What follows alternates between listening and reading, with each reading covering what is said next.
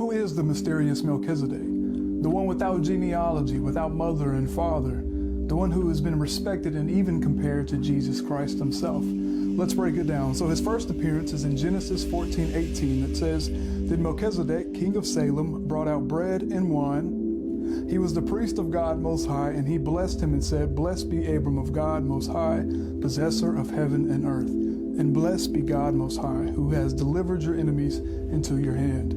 And he gave him a tithe of all." So let's break that down. Melchizedek was the king of Salem. Now Salem means peace. So you could take it as he was the king of peace and he was a priest of God. Now he was the first person with both of these titles mentioned in the entire Bible.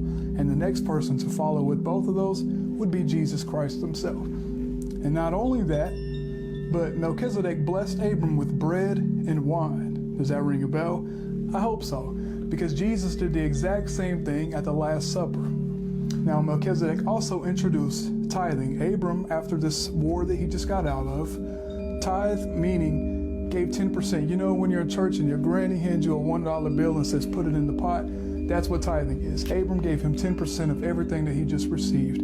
So the next time that we hear about Melchizedek in the Bible is Psalms 110. Now Psalms 110 is super important because it is the foundation of our faith.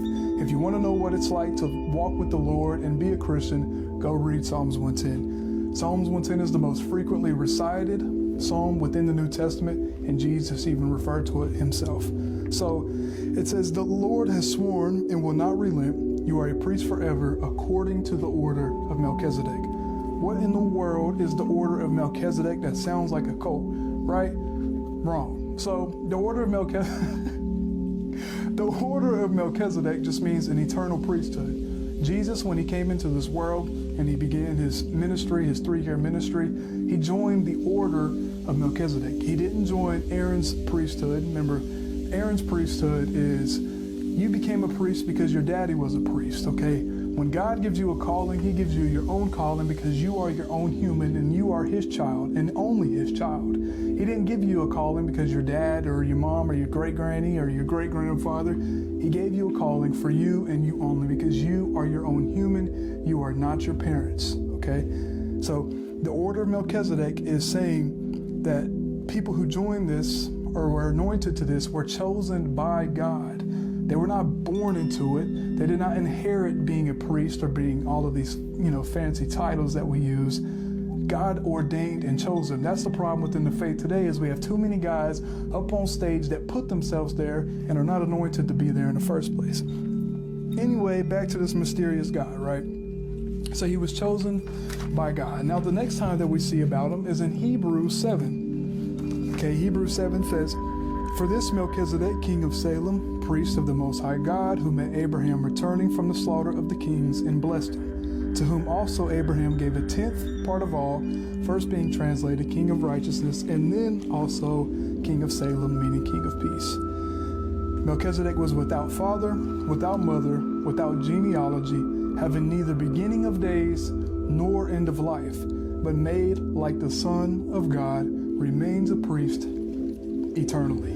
Okay, that's some heavy hitters right there. That's some big words that whoever wrote Hebrews, if you know who wrote Hebrews, put it down in the comments section, said that he is not only like the Son of God, but he has no end of life, no beginning of life, no genealogy, meaning he doesn't have a recorded mama and dad. And if you read the Old Testament, you know they was pretty serious about recording somebody's mom and dad. And now this mysterious guy who's like Christ doesn't have a birth, doesn't have a death, doesn't have a mom, doesn't have a dad, right? Almost, right? So not only do we see again that Abraham, who was Abram before, tithed 10%, but we need to break down the literature side to this, right? Remember, when they was writing the Bible, they didn't know that they was writing the Bible. So these are all historical documents. So you need to remember that sometimes they're going to use literary devices when they're writing these things, okay? Just like the book of Job. So the writing techniques that were used right here it's called the string of withouts. He was without mom, he was without dad, without granny, without auntie, uncle, all of that good stuff. That is not meaning that he doesn't have a mom and he doesn't have a dad. Okay, that is just a literary device, a literary technique used by the mysterious author of Hebrews. Okay, This mysterious author of Hebrews was doing this to go along with the cultural pressure. Okay, when he was writing Hebrews, there was a lot of pressure of who Melchizedek was. Obviously, they knew that he was this person. He was this mysterious figure he had. Was he God? Was he pre-incarnate Jesus Christ? Or was he just this perfect man? Was he an angel? Or was he just a normal king and priest?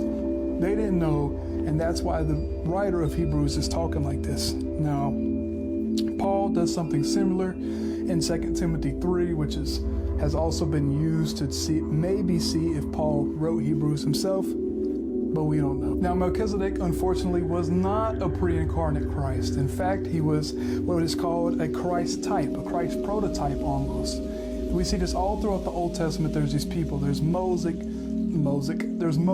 Jacob, Abraham, all of these guys who were Christ-like. They saved their people, they freed their people, they went to war, they were super high up and respected, and sometimes people even failed to worship them, right? That doesn't mean that they're God, it doesn't mean they're Christ. In fact, this right here is how the creator of the universe speaks. This is his language. You say you never hear God, you want to know how God speaks to people, this is how God speaks to us. Through all of these things, through thousands and thousands of years, all throughout the Bible, the little hidden tunnels, that is the voice of Yahweh, okay? So what he was doing here was foreshadowing his son, Jesus Christ. Thank you.